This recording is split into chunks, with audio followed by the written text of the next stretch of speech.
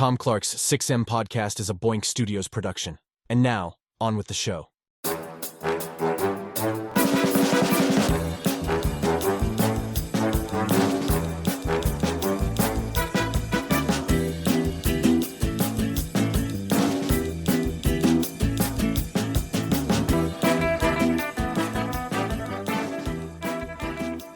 Hey, what is up? Welcome to Tom Clark's 6M podcast. I'm your host, Tom Clark. And in this episode, I'm joined by co-hosts Phil Lindsey and Chris Patton.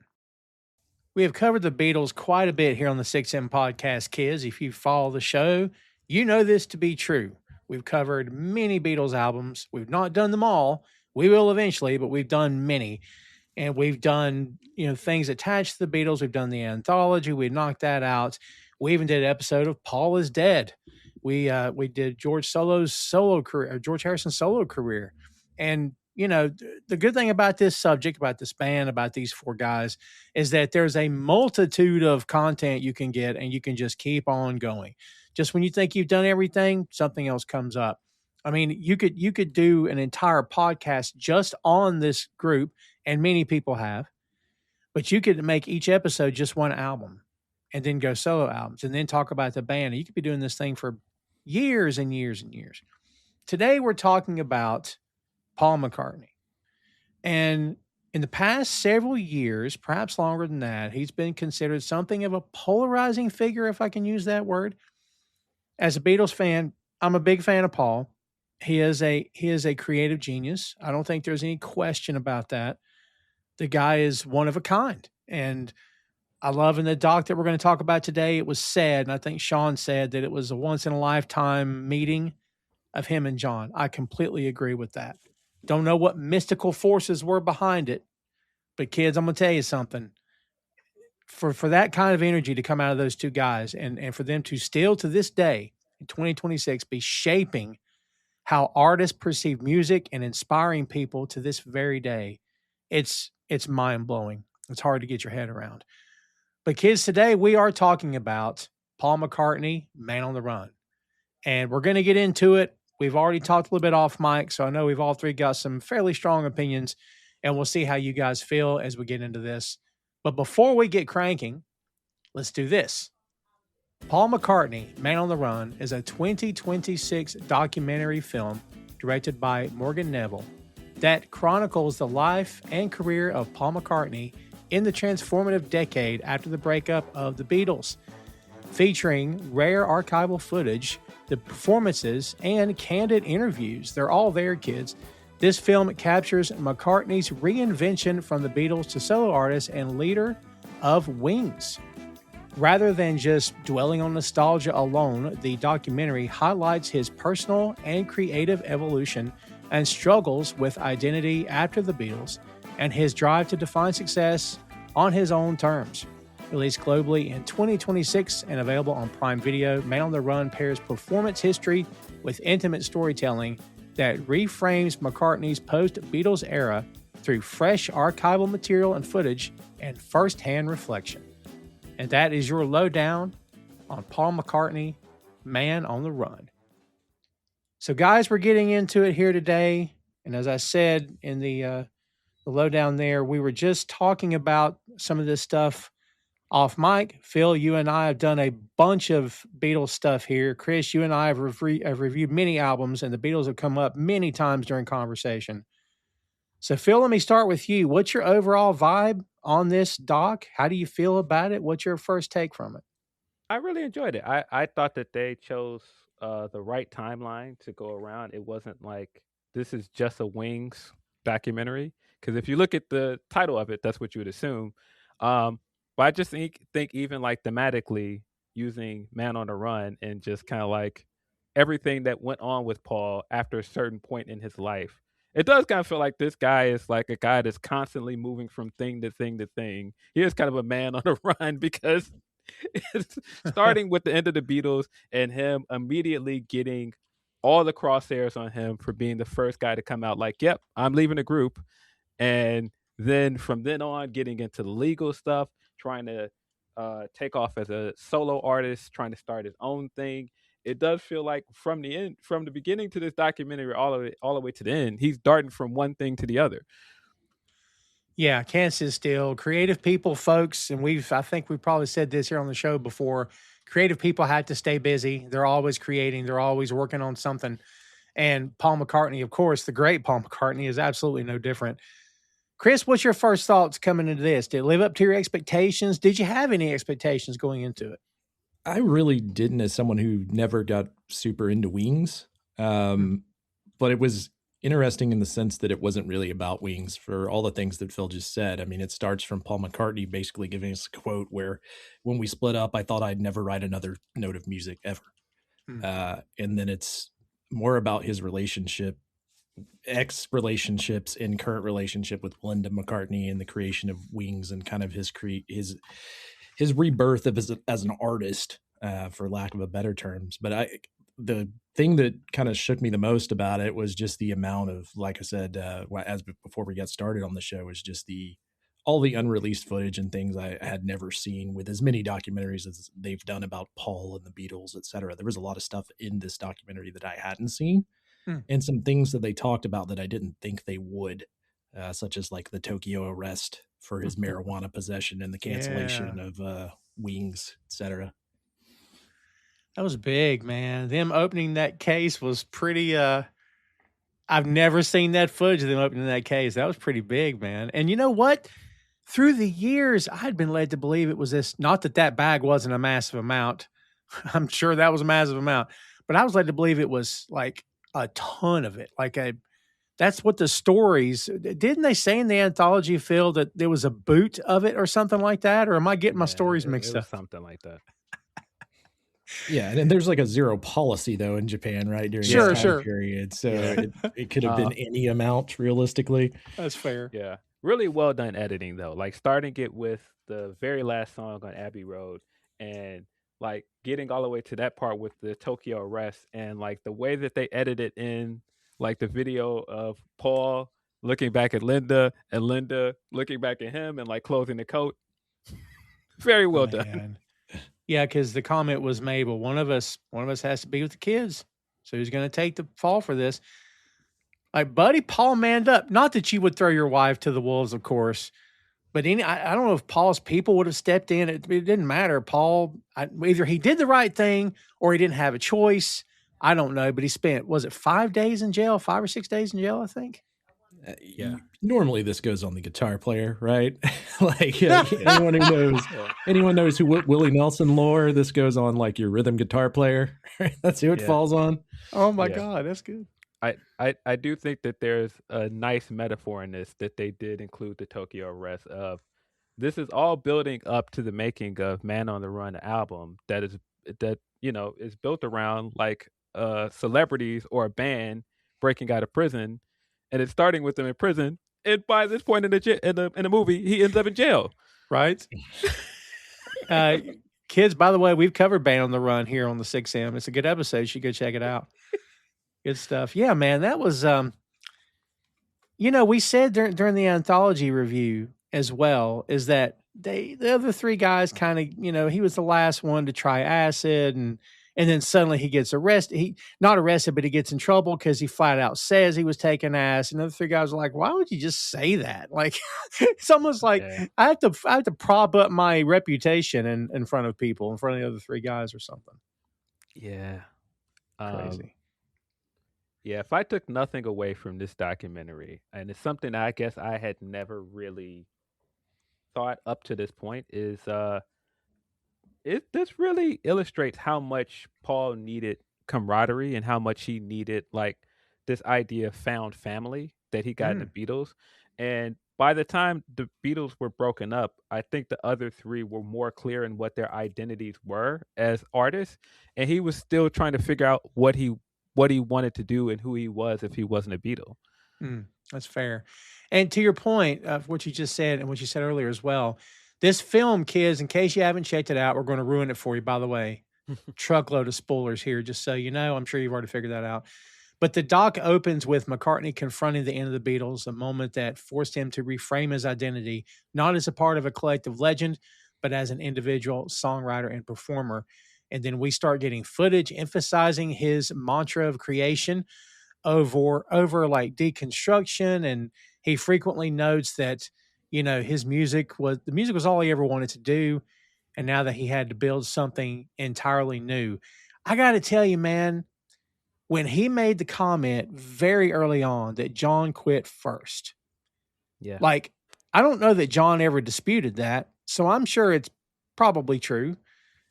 But at the same time, I'm thinking, yeah, but who made the solo album first and didn't tell the other guys? Like, I don't know. That sort of, Chris, I don't know how deep you get into the Beatles lore here, but to me, that just reeks of, you couldn't have gave us a phone call to let us know this was happening. I don't know. So this one, I feel like you and Phil are going to go back and forth on more than me, Sure. because in the way that he says it in the documentary, I think it can be taken a bunch of different ways, but he does say like, I was ready to quit as well. It's Yeah, that's true. John was the one to pull the trigger on it. Yeah. So he's not saying that he was by any means any better than John in that Sure. scenario, at least the way it was worded in this documentary. I'm sure he has said other things you guys have talked about previously. But as someone who hasn't ever been like super into that feud or what the media made that feud out to be, I didn't get shocked by that statement. Yeah. This was the first time in this documentary where I was like, oh, yeah, this is definitely from his side of the story, because we've heard that before, that John was the first one that came in there and said, I quit. But the point of distinction here that Paul still in this documentary, I don't know how much he had to do in this documentary, seemingly doesn't get, is that, yeah, John came in and said that he quit first, but he didn't make a public statement that he quit first. He came in and told everybody that he was done, but they kind of came to an agreement like, hey, we're still going to try and get another deal. We're not going to do anything yet because we still have so much business tied to this band. So for you to then jump out and publicly quit the band after you already knew that John said something, yeah, it looks away. You probably could have talked to John and the others first. I think so. I don't think it would have hurt. Put it to you this way.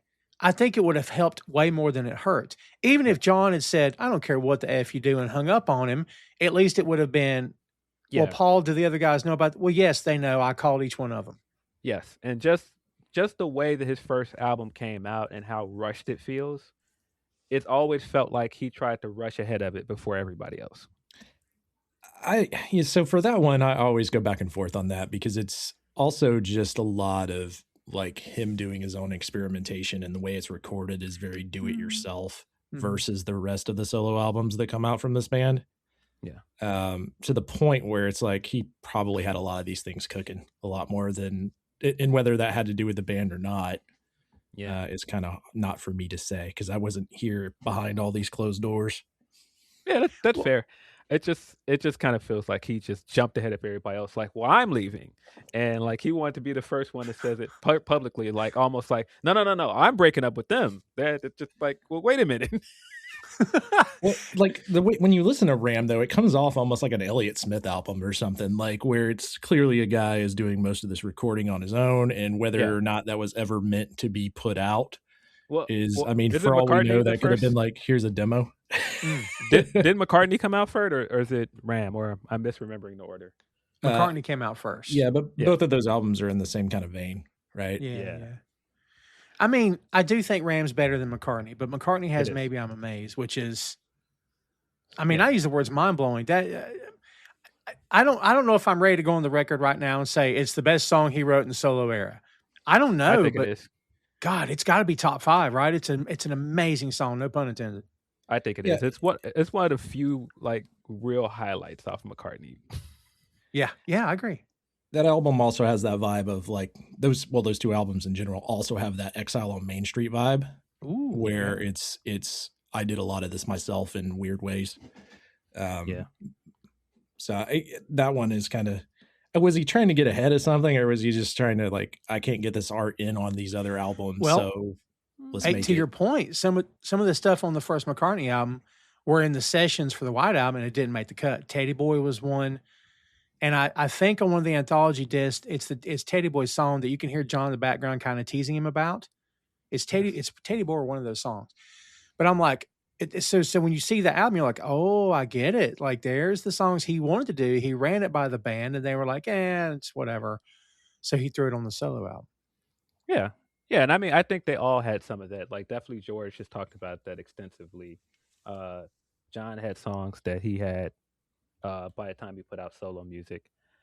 It's just something about the way that Paul rushed that album out and the way he did it. It just, I can see why the others felt the way about it because it just looked away. And, he might not have done it intentionally. It just, maybe he could have handled it a bit differently. Well, we've talked about, and Chris, again, this is going back to sort of like the story of how everything fell apart. A lot of people through the years, especially since that Let It Be footage came out, it's like, well, I think I'm starting to put two and two together. Paul wanted them to keep being Beatles, and Paul wanted them to stay on track and stay on target and stay on task. And the other three guys were like, yeah, you know what? Me and the wife have plans later. Can we just do this tomorrow? And Paul's like, nope, got to be Beatles, got to do this, got to do this, got to do this. And then, like, you're right. Like, so at the end, it becomes, well, why did X, Y, and Z happen? And without saying it, Paul does things where it's like, well, it stopped because the other three didn't want to do it anymore, but I did. So I'm going to keep going because this is what I do. You know what I mean? And you get that in this documentary when Ram is formed and he's like, now we're able to go tour, right? Like now we're able to set up these dark shows that there's no way we could have ever done. Talking about Wings. Beatles, or Wings, sorry, what I said Ram, my bad. Wings. He talks about that in that documentary specifically of being able to tour taverns and do things that they weren't able to do before in these dark tours to kind of get the gauge the audience and what reactions the songs are and stuff, and like things that he's like, and we just like never played live anymore. You do hear that, like that tone comes out several times in this documentary of him talking about what they weren't doing in the Beatles. I mean, who felt like, raise your hand if you felt like when you heard him say, well, with Wings, I wanted to start off like the Beatles. That's a red flag, isn't it? If the other band members had known, they'd be like, well, wait a minute, can we talk about this before we go on the road with you? Like, it's interesting because it's endearing in some ways to what he made with the Beatles. It felt like, okay, if I want to start another band, I don't want to just put together another band and put out an album. I want to do what we did because what made us work is we started as a touring act. And so we should start as a touring group. And it's been a while since I was able to be a touring group. Because, I mean, if I remember correctly, he was the last one of the four that agreed we have to stop touring because it's becoming too big of an issue. Yeah, he was. And when they shoved the mic in his face and asked him to comment on them not touring anymore, he commented, but buddy, it took him a minute to get his words out. I think he was not happy about it. No, he was carefully choosing. And I mean, you could see it in, their last performance on the rooftop, how much fun he was having performing in front of people again. And to a degree, John as well, but you could see how much Paul missed actually like performing their songs in front of people. I totally agree with that. Yeah, you can totally see it. And, McCartney, kids, credits himself with forming the band Wings and taking the unconventional step of including his wife, Linda. Despite industry skepticism about her musical credentials, boy, I'll say, McCartney's motivation was pretty personal, to have family and music intertwined, and partly creative because he wanted a band that felt like an extension of his own musical identity rather than a leftover from the Beatles, which I don't know if he considered a leftover, but again, as we just said, he had that in mind. Chris, let me ask you, of the three of us, you were the actual musician, so I have to ask you this. You get in a band, whether or not the guy forming it is an icon like Paul, or if he's just a regular dude, the minute he puts his wife or girlfriend in, and you're sitting there listening going, wait a minute, she can't sing or play? Why are we? I mean, at that point, I guess what I'm asking is, can you relate to any of this? Have you ever been in the room when this kind of thing has happened before? I don't know, but it happens to two Beatles, right? Mm-hmm. Yes, it does. No, I mean, Linda at least was artistic in other ways, right? So behind the scenes, maybe she's helping write lyrics and also, I've never been in a band, and like later on in this documentary, Paul McCartney's playing the bass and just yell singing all the other parts at one time. Yes. So you maybe give him some leeway of like, hey, it's going to work out. When that's the guy. So that's tough. But yeah, the general vibe is my girlfriend is going to be the bass player now is usually not a good route to go down in any band. Yeah, and I mean, here's what I'll say. We hear Stella in there, and she's really talking about how they came after her mom. And I'm going to tell you guys something. You guys know this. I'm not going to tell y'all anything, but everybody listening to this, don't go freaking after people. Don't go after women. Don't go after anybody. If you don't like something, just move along. Like, just can you imagine had this ban happened now, how social media would have just destroyed Linda McCartney for all she was worth and just left her in a heap. Yes. Unbelievable. There are two things here that I think are fascinating about all this stuff with him and Linda. It's very clear that he really loved Linda. And I think that, he really found somebody that he could be himself around and that he just seemingly loved unconditionally at that time. And so I understand wanting to have her everywhere with him. And if I'm going to start something else, I don't want to do it without you. I get that. There's a bit of hypocrisy here though, isn't there? Because part of the reason you got upset with John and part of the thing that was starting to draw a divide between John and the rest of the Beatles is because John walked in and was like, yeah, Yoko's going to be here for everything. And they're just like, well, why? You're doing the same thing with your wife here. But I guess the difference you could say is the Beatles were always the four of us. When you walk in with Yoko, it's just like, well, we already agreed to not bring any women in here, to not bring any girlfriends, to not bring any wives. He's starting Wings already with the premise of, hey, my girlfriend's going to be here or my wife's going to be here. So it's a bit different, but also at the same time, it's like, maybe could have saw John's point of hey, I really love this woman. I want her to be everywhere with me. And then you ended up doing it yourself. And even part of your diss at John is telling him you took your big break and broke into two. And then trying to go, why I have my wife waiting at home for me though. Wait. Yeah, it's stuff like that you're like, I don't know if either one of these guys ever claimed to be a victim. I don't get that through all the stuff that we've talked about and all the stuff that I think I know or whatever I think has happened, or at least that I'm aware of. I don't think any one of those guys has ever said I'm the victim, because they're both guilty of stuff. But there's times when, where John comes off like, do what you want. I'm done. You're not going to boss me around. I got a life. I have someone that loves me. I don't need this anymore. Yeah. And then you got Paul, who's also, look, we started out as a band. We're supposed to be a band. Why can't it all just be the four of us?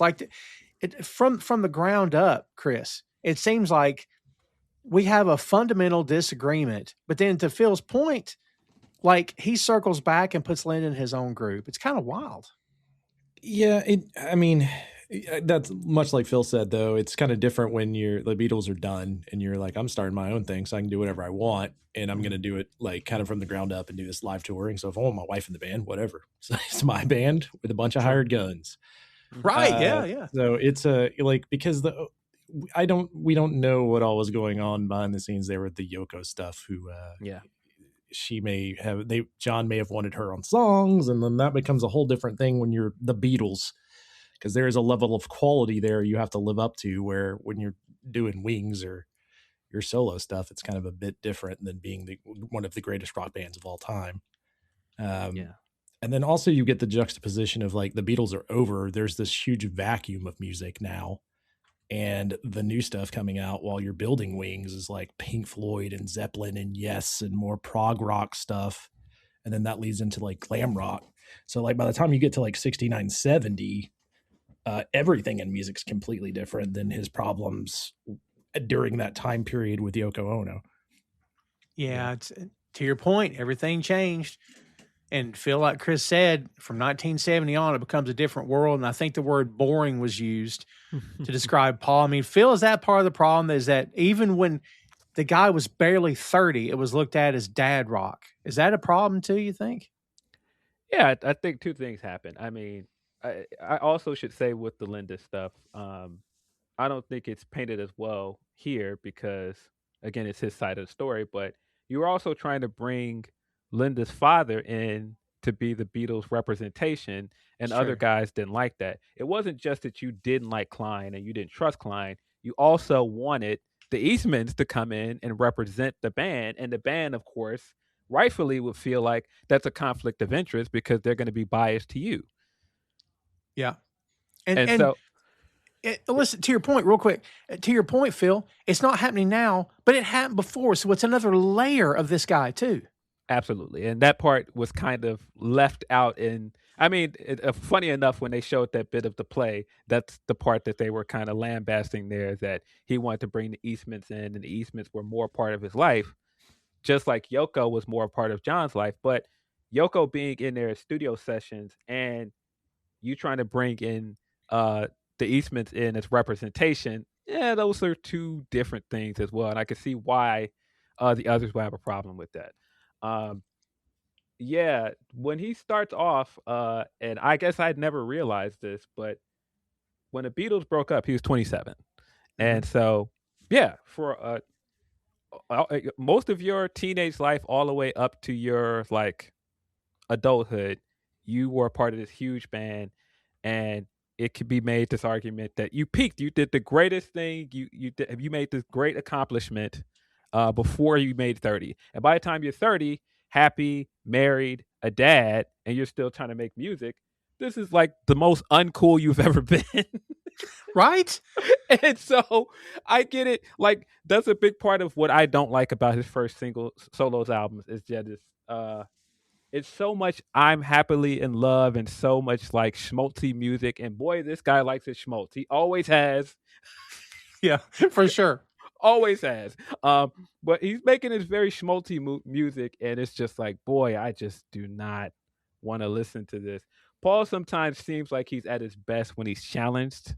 And I think that's why we get Band on a Run because he felt challenged. He felt like he had to do something. I mean, even some of the songs on Ram, where you can feel his frustrations with other things and he's voicing those things, those songs are really good. But him just trying to do all of these like filler love songs that once you've heard one of them, it feels like you've heard all of them.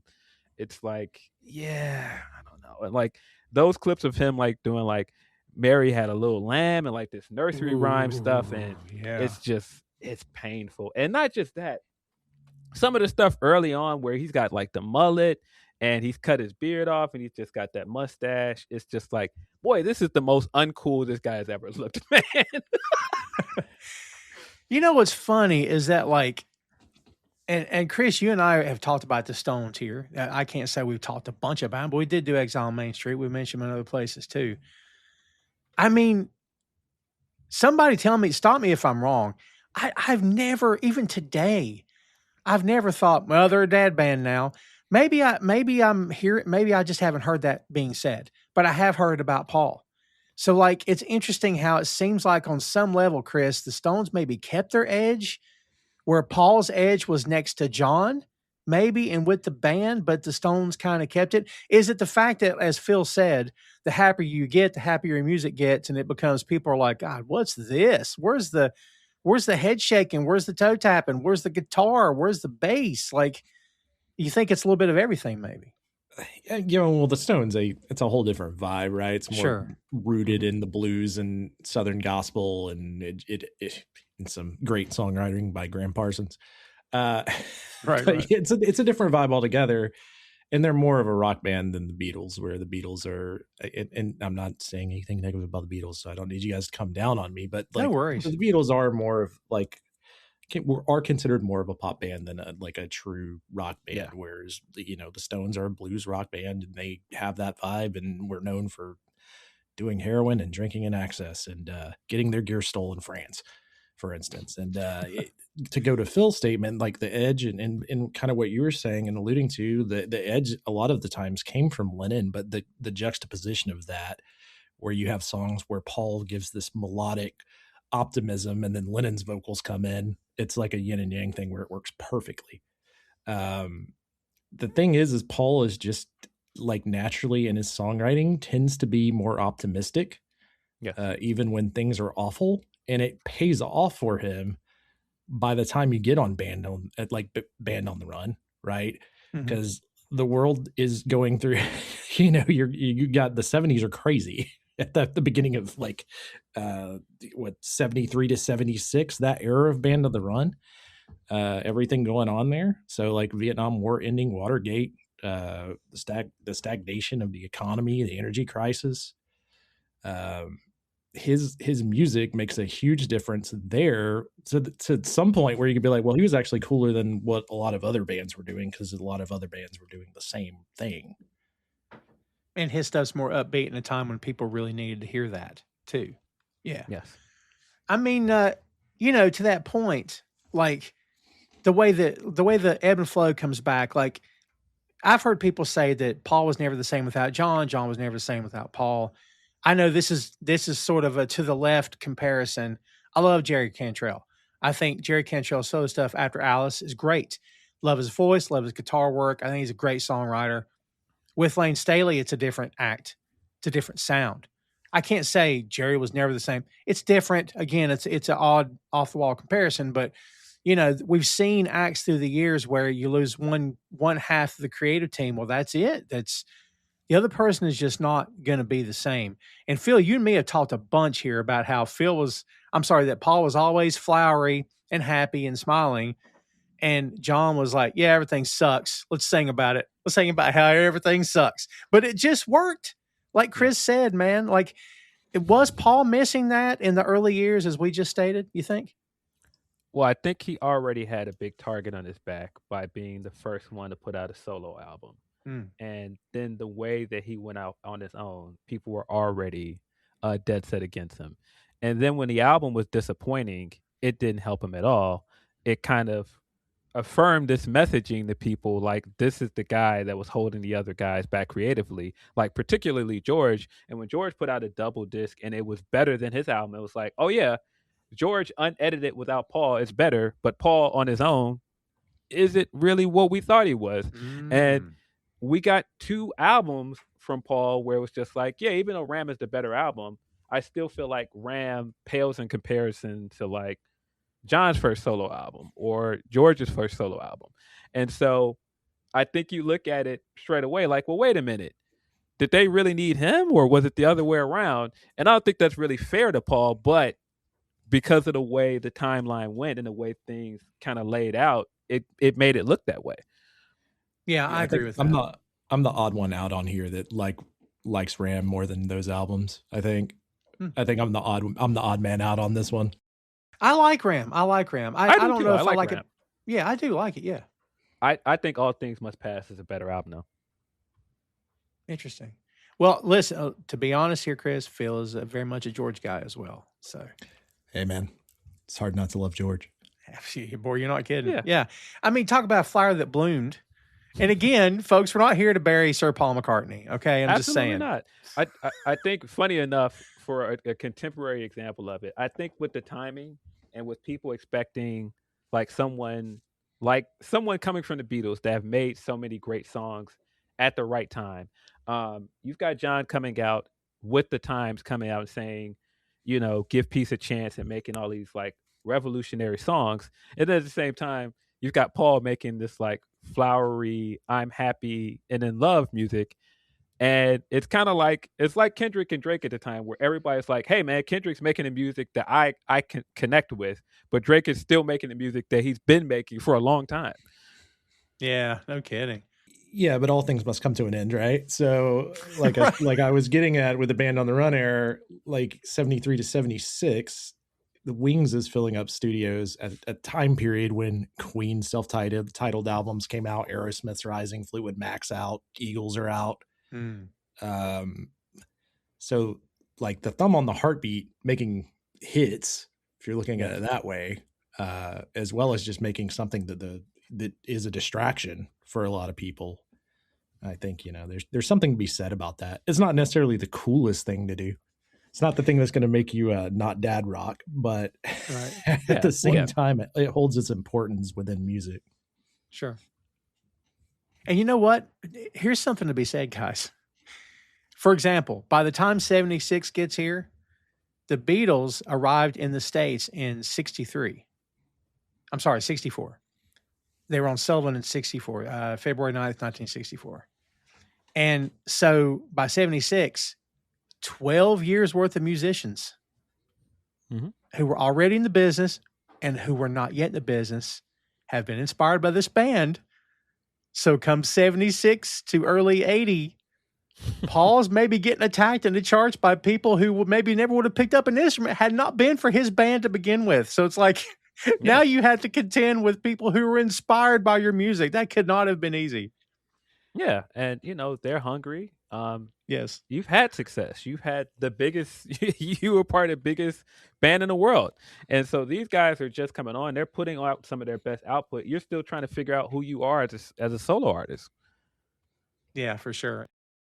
Boink Studios YouTube is the home of Tom Clark's 6M podcast. Tom Clark's main event, Bear Mode, a podcast review of The Bear, and Two Nations Under Ted, a Ted Lasso podcast. Subscribe to the channel for archives that date back to 2014, with new content being uploaded every week. And check out boinkstudios.com for links to every podcast platform, social media, special announcements, and a lot more. Bookmark the site today. Speaking of the solo artist thing, he insisted throughout this doc that Wings was going to be a band. It was not going to be a backing band behind him. And some reporter mentioned this. Reporters are overpaid, ladies and gentlemen. My God in heaven, the way they talk to the band. Unreal. Like I would have threw a bucket at him too. But the guy's like, or should they have just been a backup band? And Paul insisted that was not going to be the case. But critics kind of saw through it. Former band members began to talk after the fact. Like there's two different versions of Wings, and then after version 2, it becomes a little muddled through there. I got to be honest, Chris, I like Wings quite a bit. I was a little let down that we didn't have more of a focus on Wings. I mean, at least we got to hear some of the band members, but it kind of felt like I kind of want a little bit more here, Yeah, I would agree with that. In some of the Wings members, the ones that left during that time, like during the time period, that was some interesting just dialogue that they put that in the documentary, because normally I would expect that stuff to be filtered out.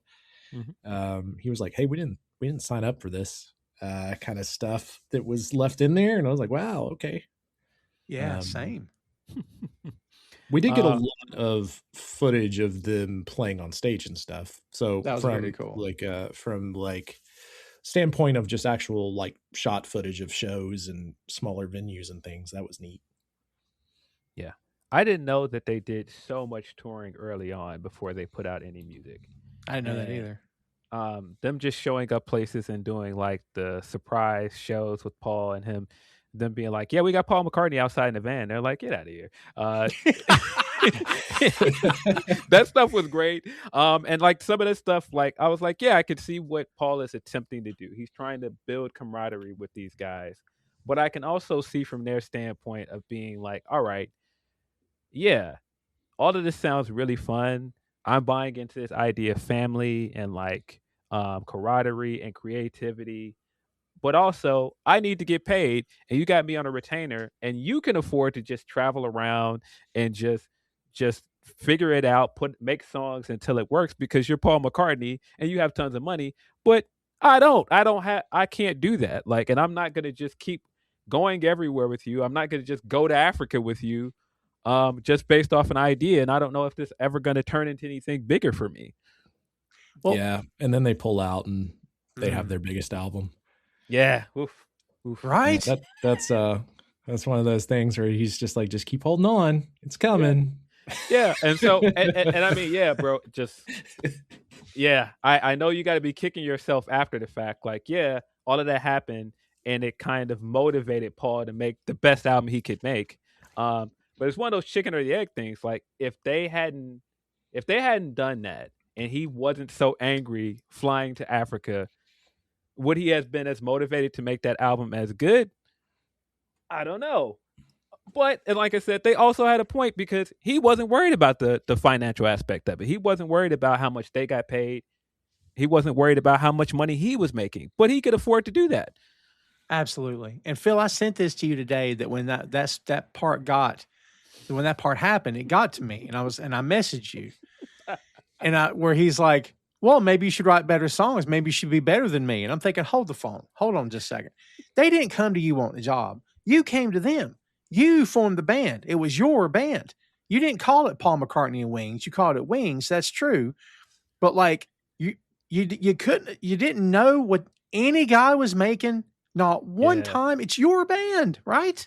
It's a weird one when he comes from the Beatles, though, and he's like, well, all those guys could write songs. So I don't know why you're coming to me with this.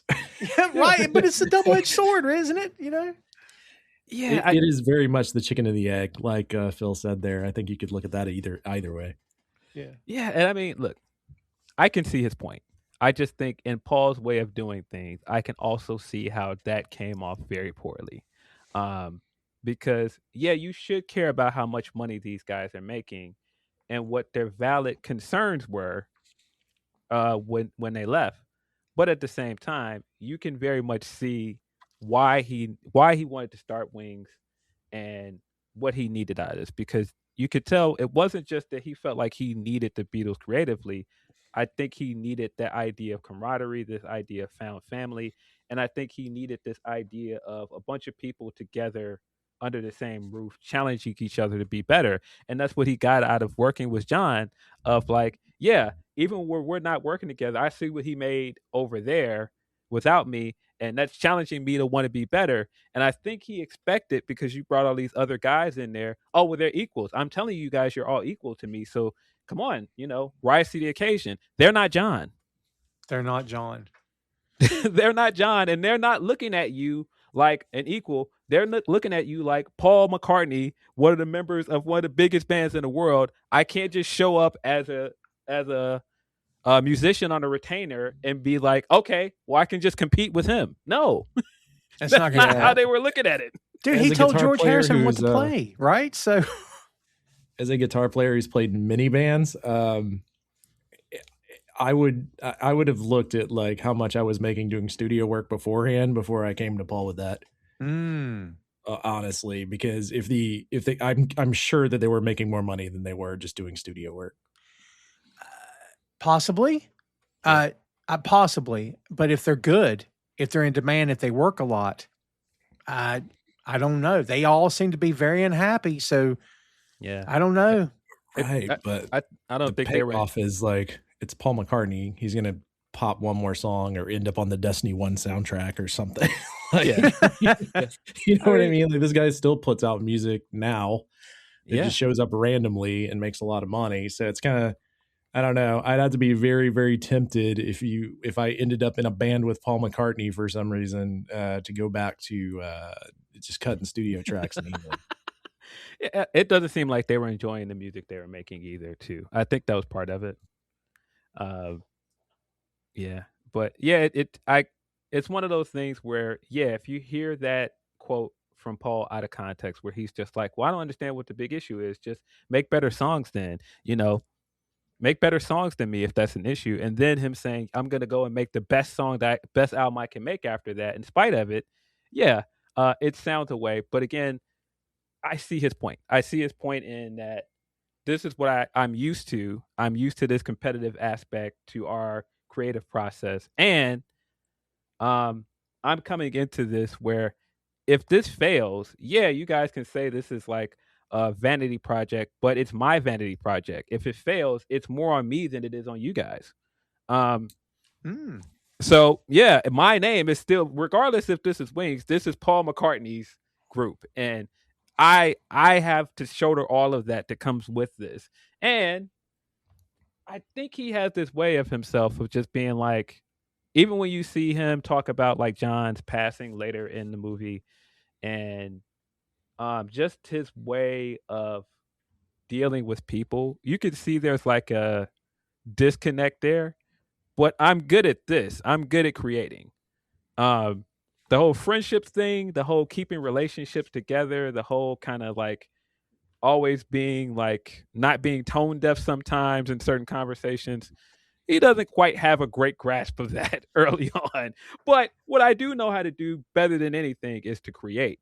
And so, hey man, great. That didn't work out. You got to move on. I got to move on and I got to do what I do best. Yeah. I mean, and look, kids, to his point, there's no arguing.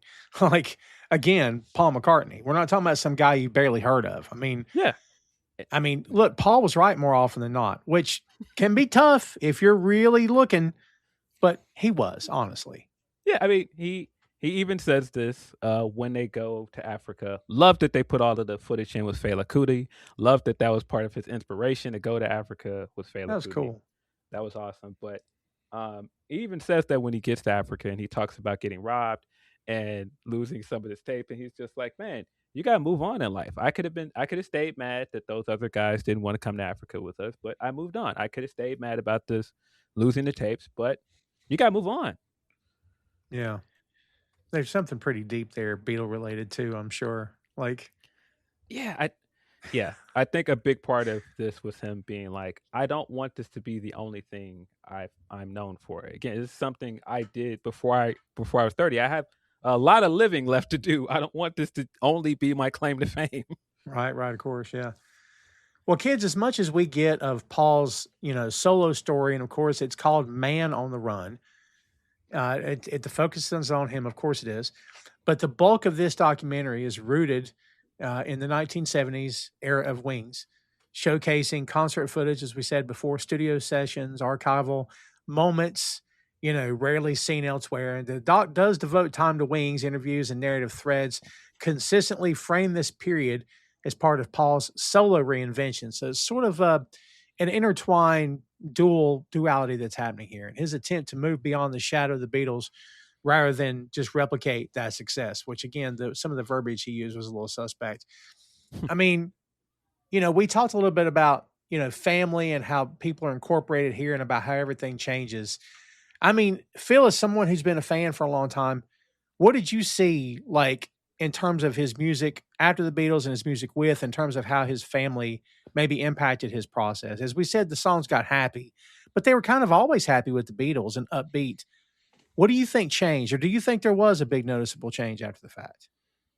I think there was a noticeable change, but I think when he talked about how both he and Linda lost their mothers early on, and how that meant family was more important to him, I think that comes across a lot in his music, in his first two solo albums. I think that's also why, for better or worse, the music wasn't as interesting sometimes because he was happy. He was comfortable in life, and it wasn't like he had the same drive to make music that he did early on.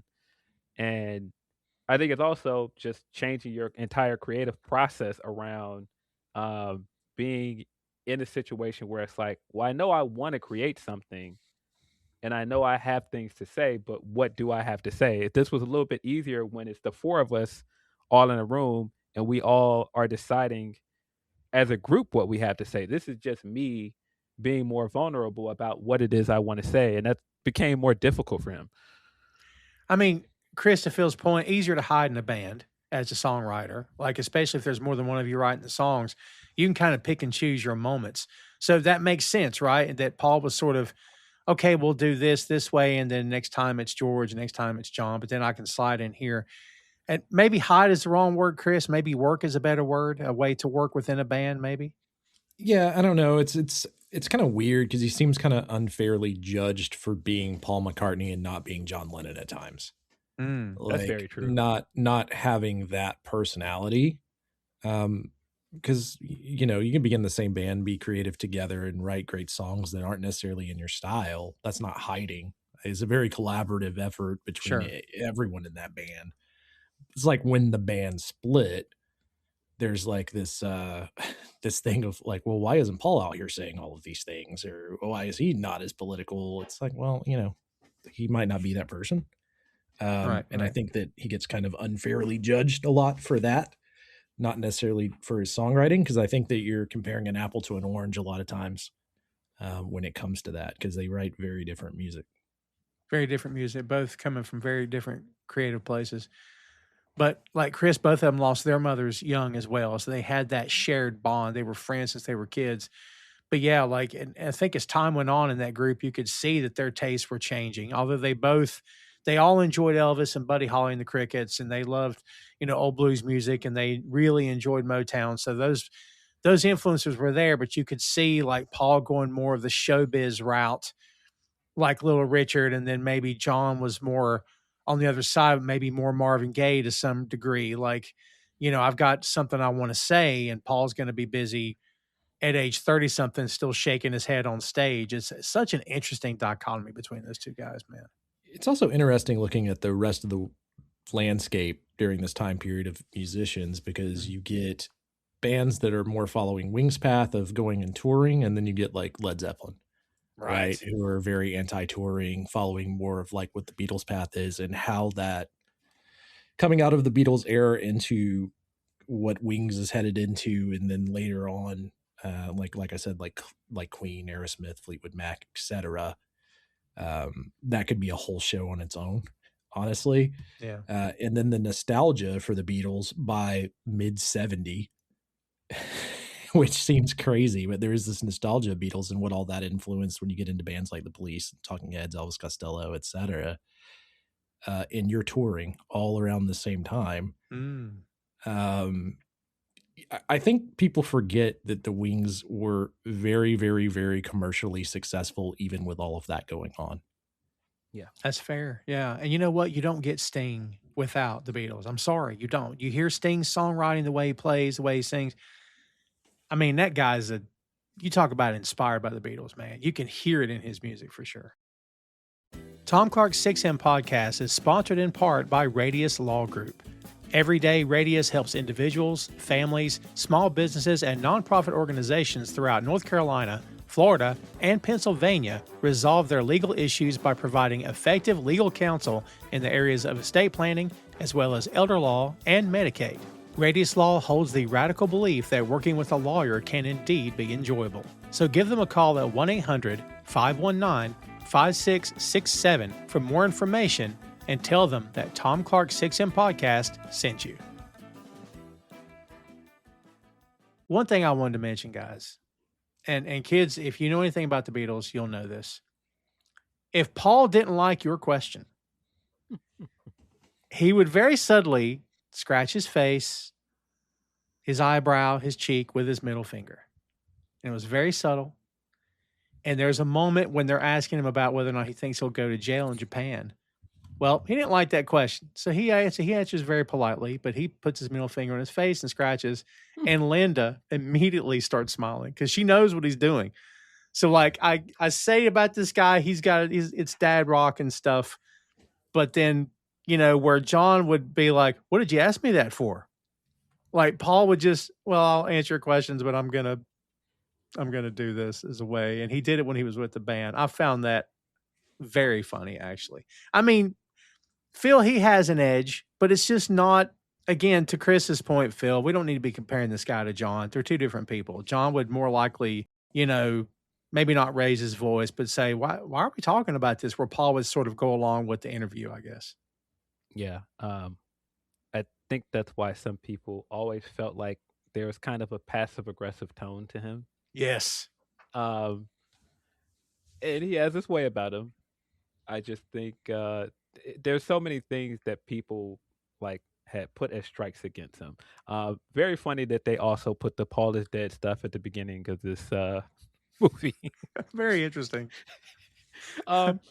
There's so many things that like people put as like strikes against Paul that are kind of unfair in some ways. But then also he leans into things in a way that doesn't help.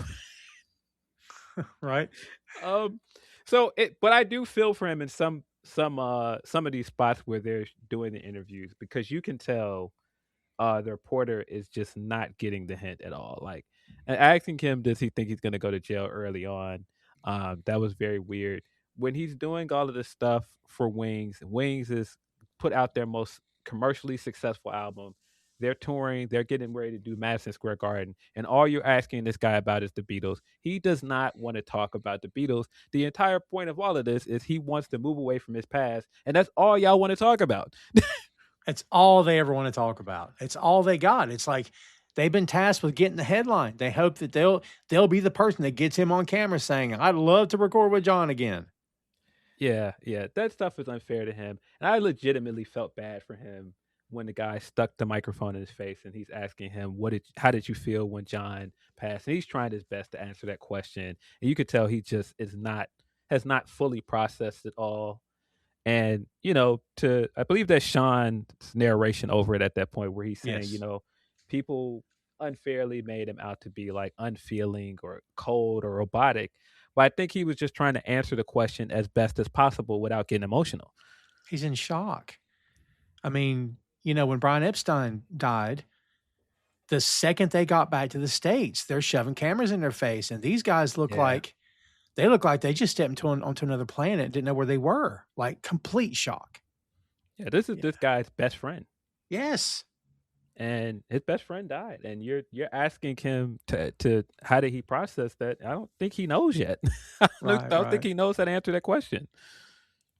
I think it was like right before that in the documentary too, where they're doing the Saturday Night Live clip. There's like, and Paul and John were like, wouldn't it be crazy if we just went down there? Paul has told that story for years that he was visiting them at the Dakota. And has John confirmed that story, by the way? Because Paul's told it forever. Because he basically was sitting there. They were sitting there on the couch, supposedly watching it. And that he tells John, "What do you think? We should go and have a laugh. What do you think?" And I'm like, that kind of sounds like Paul would say that. And John goes, "Nah, let's don't." Like, that would make a lot of sense to me, actually. I've never thought there was any reason not to believe that story because there's no reason to tell it. Well, that's fair. I do like Lorne Michaels with a straight face. This check is for $3,000. Okay. Like, all you got to do is sing 3 songs. That's it. That's all. Oh, it's so good. That's classic, man. That's like one of those things where it's been talked about for decades. Just imagine what would have happened had they shown up. Mechanically speaking, how this documentary is shot, what did you guys think about not having talking heads on the screen? Like, we never saw anyone. We just heard the narration. Much different way than the original anthology was shot. I liked it. I liked the way that it was edited. I liked the way they edited in stuff from like the music videos and like the way that they edited in and spliced in the voices over stuff. So it didn't feel like the usual documentary format of getting talking heads and then getting back to these things. Yeah. Chris, there's plenty of music docs out there. How does this compare for you in terms of how it was made? Do you like the idea of we're just going to stick to the footage and have the voiceover? Did that work a little bit better for you? I loved it, but then you can't do this with every artist, right? Like we were talking before we jumped on the show, and I think it's incredible about how much of this time period was shot post-Beatles, whether by Linda or by Paul or by whoever was following them around. That there's just so much of it that it kind of lends itself to do this, as opposed to just having a bunch of people, you show a clip from a music video and then talk about it, or for one well-known live show and then talk about it. I don't know that there's many bands that can do that kind of thing. Yeah. You'd have to have enough footage for sure. How many times have you watched a doc and they play the same clip several times throughout the doc? It's maddening because they don't have enough footage for whatever reason. Or if they don't own all the rights to it, right? Or they can't get licensing because the music has transferred hands or the footage has transferred hands. Like there's a Randy Rhoads documentary and they only have stuff from like Quiet Riot. Oh, wow. In Japan. Jeez. So they have like none of the Aussie stuff, which is crazy. Insane. Well, who was the wrestling folks? The not Beyond the Mat, Dark Side of the Ring.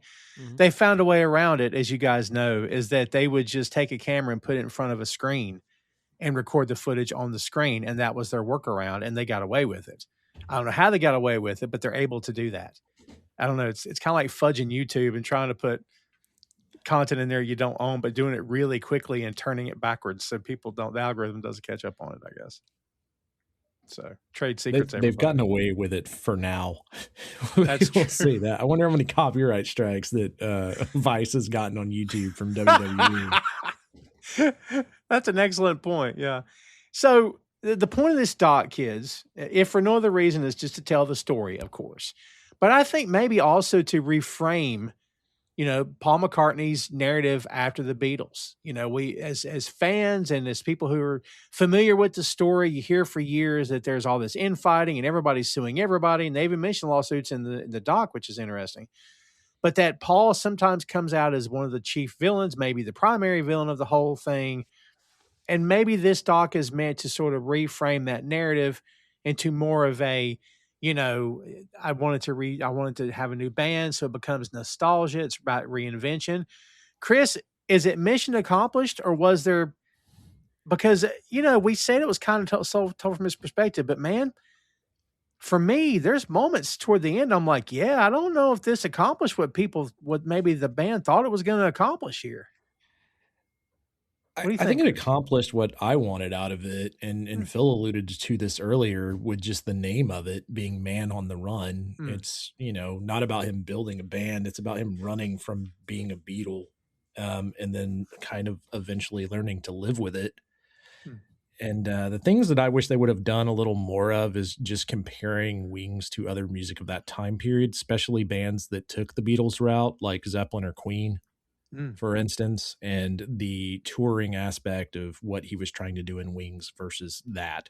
Because, like, in theory, he could have just locked himself into a studio and put out 4 Wings albums and probably come up with better albums. But he didn't want to do that anymore. So that in itself is the Man on the Run. And from that, as far as the layer of what it was, I mean, at the end of the day, did you learn any more about Paul McCartney? Or did it change your thought if you're a huge John guy? I don't know. It's kind of a weird thing to think about. Well, throw it to you, Phil. Did it change anything for you? I do think it humanized Paul in some ways. I do think you could see more of his point of view, and I do come away feeling like, God, this guy has had a tough break with some stuff. And I mean, just first of all, just watching this entire documentary and knowing how much Linda meant to him and knowing that she eventually passed away, it's just really sad. Yeah. And like we get to this documentary and like John has passed and Linda's eventually gonna pass, and like it's just really sad to think about. And I do think, like I said, he's for a lot of his flaws, if you want to call them flaws, and a lot of the stuff that people want to put against him, I do think he was put in a tough spot in some ways. And he just tried to react as quickly as he can and do what he thought was right. And sometimes things that he said in response could be tone deaf or didn't come off the best. But I think also sometimes people were just ready to be against him because of the position he put himself in by being the first guy to say he was going to leave the group. And I mean, for whatever people want to say, as much as I think the other guys had better solo albums coming out the gate, Man on the Run is still the best post-Beatles album. Man on the Run's fantastic. It is so good. It is so good. It is, and I mean, if his entire plan was to go out and make something that was commercially successful and that he was happy with creatively, and do something on his own outside of the Beatles, he succeeded in that. It's going to be hard to say that anything is bigger than the Beatles, of course, but like this was commercially successful. It's critically acclaimed. He made several songs with Wings that are fantastic. He's got several things as a solo artist that he can hang his hat on. And I think that'll be enough for him. I think it's great that we got to this documentary and he finally got to a place where it's just like, I could just be Paul McCartney. I don't have to keep trying to do anything to prove myself. I don't have to keep trying to make things to show that I still can make music. I can just be me. And I think he needed to go through everything up to that point to understand that. I mean, Chris, it really does feel like as much as people think they know Paul through the Beatles, that he really does come into his own and comes to peace, maybe comes to terms with the fact that, okay, John's not here anymore. I'm doing this on my own. like he does kind of seem like maybe a more well-rounded artist as he gets through the Band on the Run album. You think maybe he's really coming to his own as a solo act finally? I mean, I would say so, but I would say that's true about growing up in general, right? Like, Yeah. talking about 27, the Beatles. By this, he's 37. I'm 37 now. I go back and look at stuff I wrote when I was 27. I'm like, I could probably could have done that differently or better, or would have did it. It's interesting in that sense because he was so young and the Beatles were so huge. Yeah, I don't know. Paul McCartney is compelling in a lot of ways at coming from how the Beatles ended to what this went on to be, right? And the way that he was trying to go about it is just so different than everyone else in the Beatles. Ringo kind of went about it as just being like, I'm going to write songs for other people and do an all-star band, which is kind of neat and maybe needs its own documentary, you know, one where he's hanging out with Joe Walsh. I totally agree. I would that'd be watch that fun. all day. Yeah. By the way, shout out to the late great Jerry Reed. I love that he brought Jerry Reed up in this doc, man. It was so awesome. Yeah, we got the famous Jerry Reed quote where Paul McCartney's like, yeah, we're about to go on the road. And he's like, if I was Paul McCartney, I'd buy the road. Kids, don't sleep on Jerry Reed. You want to see a man play guitar and crush it, go watch Jerry Reed. Guy was a renaissance man. He could act, he could play. It was great. Yeah, if you're a fan of early Sun Records stuff or Elvis, he's probably played on a track, you know. Yeah, man. Phenomenal guitar player. Really good. I mean, the documentary's emphasis on family collaboration, personal identity, as we've kind of said already here. Paul's candid reflections on leadership, finances, and the band dynamics. And then in the end, you know, why Wings, though they've been slammed at times and maybe derided and written off as this, that, and the other, they remain essential to really understanding Paul's solo run. I mean, Phil, if you don't understand Wings, then you're not understanding where Paul's headspace was and the artist that he became and maybe that he is now. You have to really grasp what he tried to do with whether people want to say it was a success or not. You know, band members come in and come out, whatever. But like Phil, to really understand this guy away from the band, you have to know the Wings side of the story. Yeah, definitely. And I think it was important early on that he points out, like, yeah, it really felt like I had to grow up. Because he did. I mean, this guy was in the late 20s after he did Beatles. And this guy's still in the public eye. And he's still, you know, maneuvering being an adult in front of everybody. And that's not easy. Yeah, it's big. It's huge. I mean, it's just 27 kids. When I can't even. Yeah, having that amount of fame and that amount of money at 27, and everybody's paying attention to every decision you make, every small mistake you make. Yeah, it's a lot. Yeah. Favorite Wings songs? Anybody that's got what's your favorite Wings song, Chris? Do you have one? Do you have a few? What's your favorites? I mean, I'm going to be lame, but Band on the Run is a banger. I love that song. I don't know. It just makes me really happy every time I hear it. I mean, Uncle Albert and Admiral Halsey, great song. It's very Beatle-esque. Of course it is.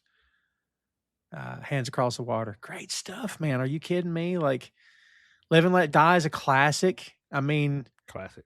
Right? Like, and then you're like, well, no one could, and then GNR does it, and you're like, oh my God, that's awesome. Like, talk about picking the right song out of a hat to cover. Coming Up's a great song. I mean, band's got some hits, man, for sure. Phil, you got any that kind of jump out at you? We've heard the story more than once, by the way, that John liked Coming Up, and he was like, yeah, back in the studio. And it's such a Paul thing to do because, again, Paul has to let you know he's right to put that in here. Like, yep. Yeah, I can still challenge him. And he even puts in here where John eventually comes around. It's like, yeah, Paul was right about Klein.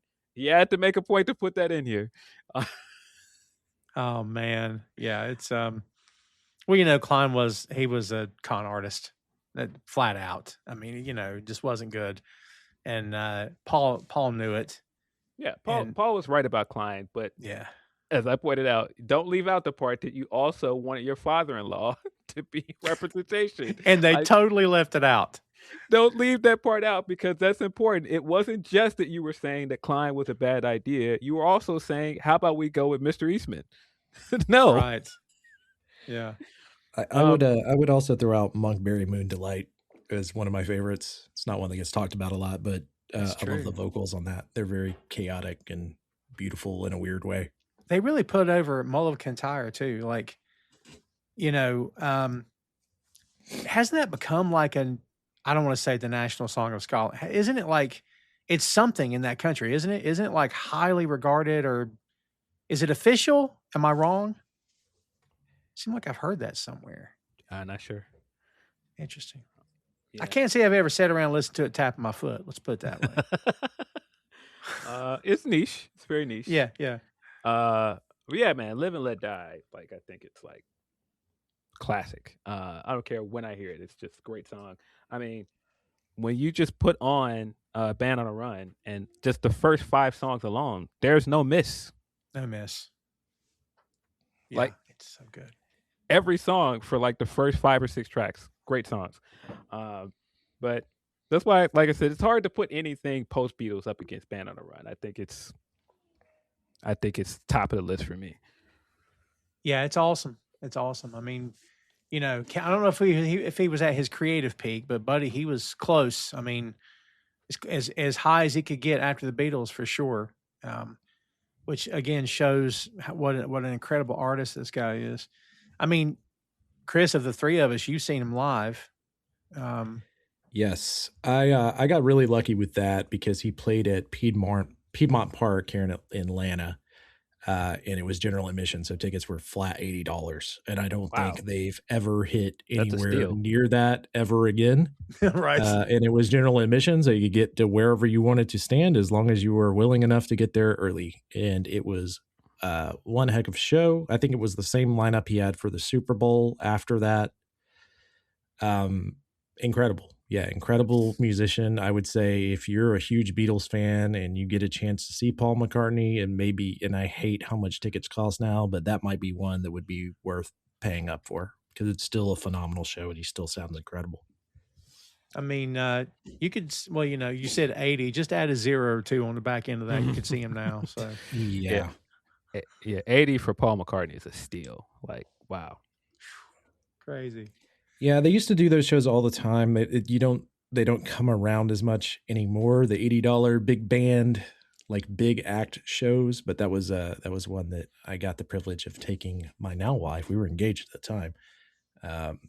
Maybe the reason we followed through. No, I'm kidding.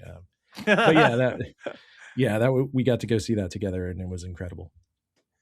It's kind of like back in the day, the old NWA, Jim Crockett. I saw Sting and Ron Simmons and Nikita Koloff and the Midnight Express in my high school gym.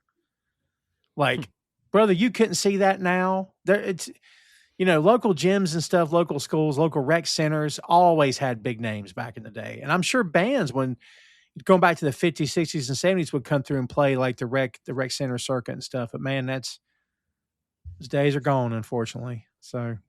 Yeah, the only caveat about seeing him was that it was, I believe, either the end of August or beginning of September, and it was like 100 million degrees outside here in Georgia. And I decided to wear a white T-shirt. So by the end of that, it it was a bad deal for me. Well, white compared to black, at least you picked the right color, right? Yeah, if you wanted a wet T-shirt contest for someone who was not that in shape. Oh my, yeah. So look, Dad Rock, unfair? Is that unfair? What do we think, Chris? You think it's unfair? Call it Dad Rock Wings. I think it's unfair, and I think he was more punk rock than people gave him credit for. Oh, explain. Really, he went against the grain when everyone else was like, "Let's write all these songs that are, anti-Vietnam and Watergate and all that stuff." He was like, let's write something happy. Like Superman. Yeah, he's Superman. There you go. I mean, in some ways, like Paul McCartney, like going to Africa, for instance, there's punk rock things about Paul McCartney. choosing not to just be like, we should just continue to do the Beatles in its own way is punk rock. Yeah, that's not bad. Yeah. They Yeah. mentioned punk rock in the doc too, Phil, which I found interesting. Because it leads into the death of of all things Beatles, even though there were bands out there carrying the flag for the Beatles still, such as the Jam, for instance, one of my favorite punk rock bands, pretty much all mod punk. But yeah, there's definitely a shift there that leads into the 80s where you start getting bands that have, that's what I was talking about more with the nostalgia for the Beatles coming in kind of around that time period, because the punk era comes out and they're like, man, I really miss the Beatles. And then like you get the Police, Talking Heads, Elvis Costello, you get more of a throwback to that to some extent. Well, the Clash and the Sex Pistols both were Beatles fans, weren't they? Or am I getting that wrong? Well, there's a difference between being Beatles fans and sounding anything like the Beatles. Well, of course, in public. Sure. Like, you know, the Sex Pistols, Johnny Rotten wasn't out here talking about how much he loved the Beatles in public. Yeah. Phil, dad rock to you? Does it get a bad rep like Chris says? I could see why people would feel that way about McCartney in particular.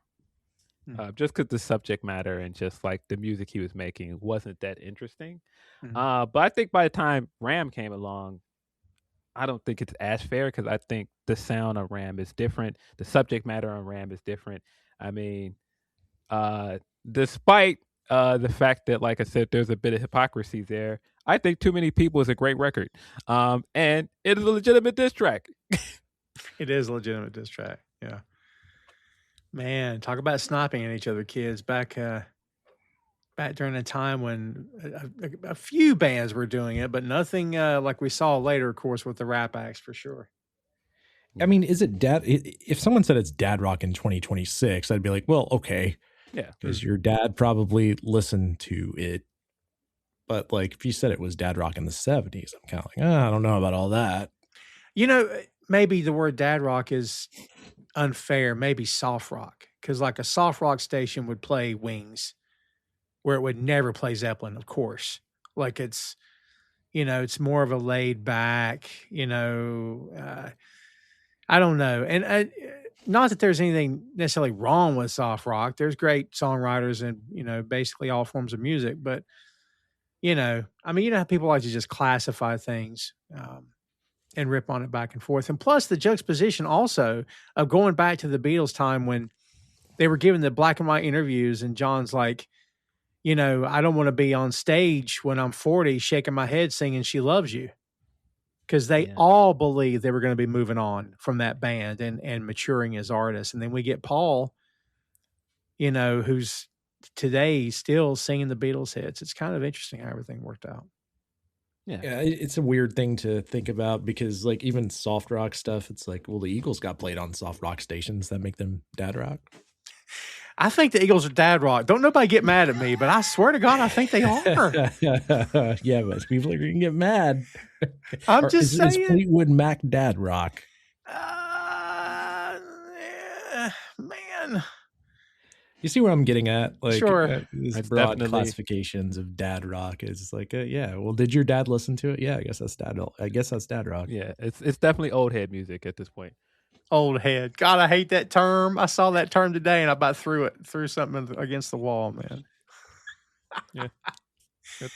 See, to me, Queen is not dad music. Put it that way. You know what I mean? Queen's not a dad band, in my opinion. No, but it's like anything that's why it's tough because at the time, like Chris is saying, at the time, it's you can't call it that. But like in 2026, when these are oldies, it I don't know.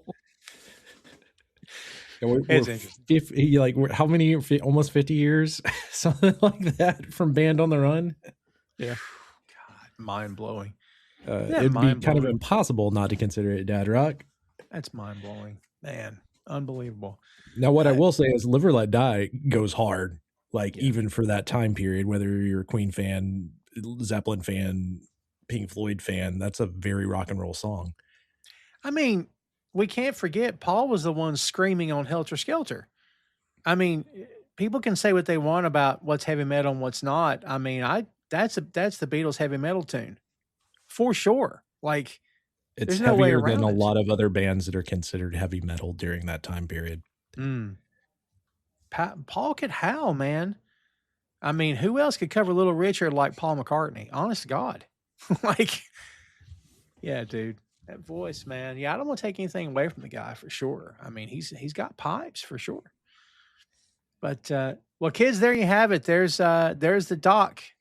That is Man on the Run. And it's worth your time and attention. And again, if you haven't watched it, boy, you just got the whole thing ruined. But you absolutely should go check it out. Because again, as we said, it's definitely worth your time. Before we get out of here, Chris, let's throw it to you first. Let's get your last word on Man on the Run. It's a really fun documentary, even if you're not like a huge Wings post-Beatles fan. I think it tells a fun story. And you get to see Paul at his finest playing bass and screaming and singing all of the other parts in the band, which would be crazy if you were playing in a band with him. God, he's so good. He's so good at everything. He's such a great bass player too, man. So, Phil, what do you think? Very entertaining documentary. Even if you're not a Beatles fan, you're not a Wings fan, if you're just a music fan and you're interested in anything about like this time period in music, I think it's a lot of interesting tidbits here. I think that even though I feel like a lot of this is from Paul's point of view, I do think we get a wide array of who he is as a person, some of his flaws, some of what makes him great, and some of his moments that people have vilified in a different light. Like even him talking about being able to perform Beatles songs again after all of the litigation and saying, hey, man, it hurts to perform these things without my friends. And I think people are looking at it like, hey, we'll do all of the old stuff. We want to hear that stuff. And he's just like, well, no, I don't want to do that. And it's very understandable why. But the thing is, nobody wanted to hear that at the time. Yeah, that's fair. Well, I second what the guy said, kids. It's I am a fan of both bands.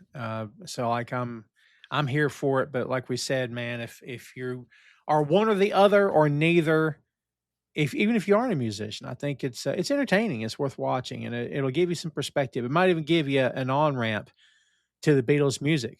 Like everybody comes to the band in their own way at different times, and some folks came to it from year one, and some folks came to it today, and some folks will come to it tomorrow. And that's the best thing about it, is that you can on ramp anytime you want to at any point, whether it's just after they broke up or just before they start, and you can get everything you need and become a fan, man. So like, yeah, again, very much worth your time. As we said when we kicked off the show, kids, we've covered a lot of Beatles. We'll continue to do so. There's a lot more stuff left to cover.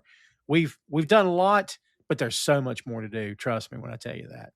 So keep your eyes open for that. We appreciate everybody following, sharing the podcast, checking us out on Boink Studios. Free to follow, like, and subscribe on the YouTube. Nothing's behind a paywall. We've got content dating back to 2014. Check out all the great shows we've got there on Boink Studios, and also check out Phil on Grapsody. We appreciate your time, kids. Be sure to check us out next week with a brand new episode of the 6M Podcast. And until then, that is Paul McCartney, Man on the Run. Hey, thanks for listening to the show. Check out our social media on Facebook, Instagram, and Threads at 6M Podcast. We'll see you next time.